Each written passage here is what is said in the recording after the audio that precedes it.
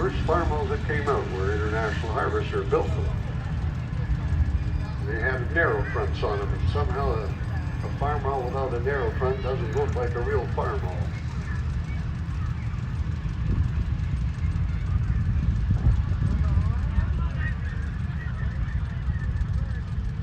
It's like some of the early tractors that came out with steel wheels. That's pretty darn good. I like that.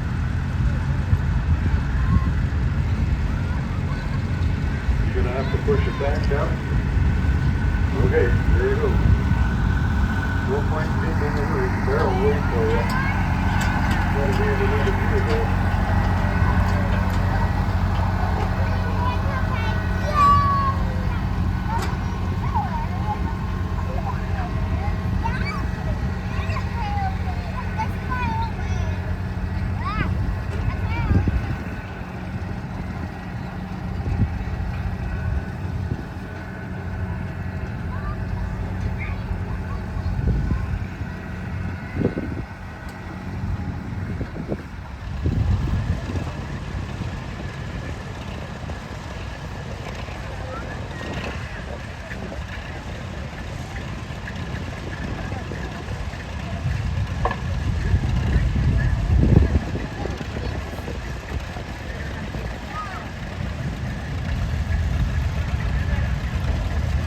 Well, you're back. That barrel's a little bit obstinate. It's been chased up and down the track enough, maybe. It says, I'm done with this.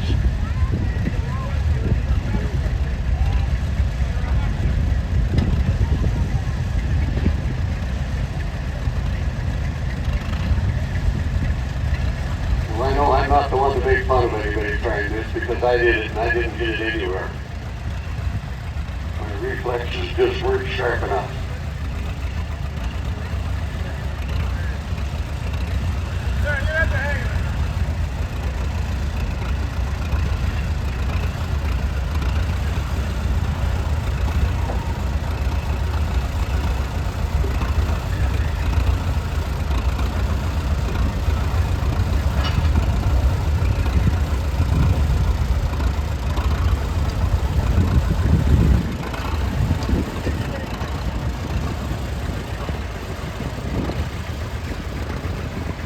Well, if everything turns out just about right, we're going to have the Kitty's tractor over here in just a few minutes.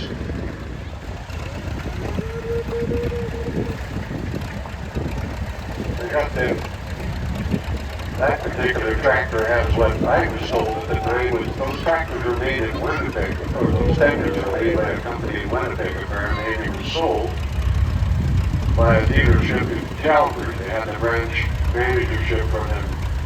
They were real good tenders. If you get in a crosswind, working in a stubble field, they were a godsend. Kept all the dust away from the operator really good.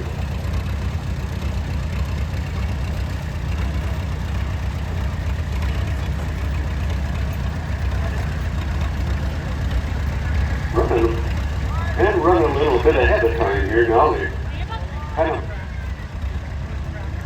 calculate or based on past events and how many entrants have been in different events to keep a kind of a short record of that, and they thought there might be a few more tractors in this particular event, but I say, oh, somebody's up there with a case, looks like about an 8:30, maybe a 9:30.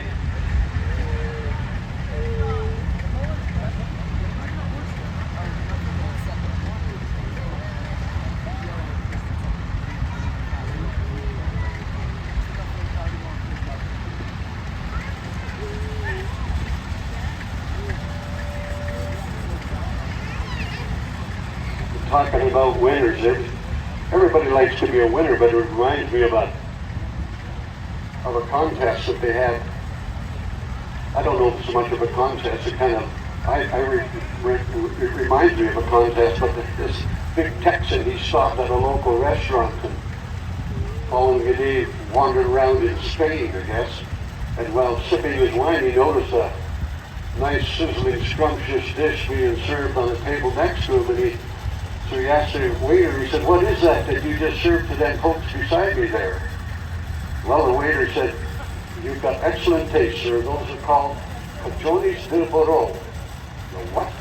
Well, they're bull's testicles from the bullfight this morning because the bull lost. Oh. Well, I'm sorry, Senior, there's only one serving per day, so we can't have any more of them today, but if you come tomorrow, we could try that. So the next day, that same Texan, he walked into that same restaurant thinking, I'm going to be first on the list here. So he got done with his meal and he said, by golly, these here cajonis are just a little bit smaller. What happened? Well, sometimes the bull wins.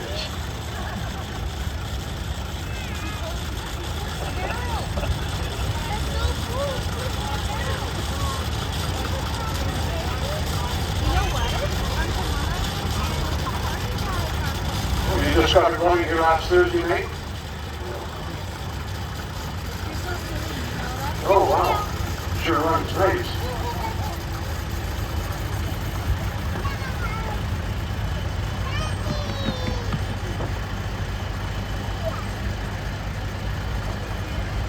Yeah, they sat around for, I think, several years not doing anything. They decided to fire it up. They fired it up late Thursday evening, I guess.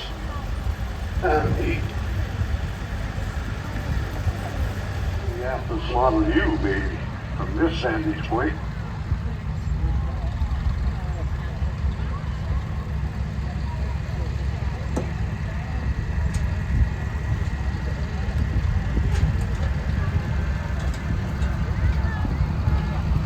Minneapolis was a very innovative machinery company.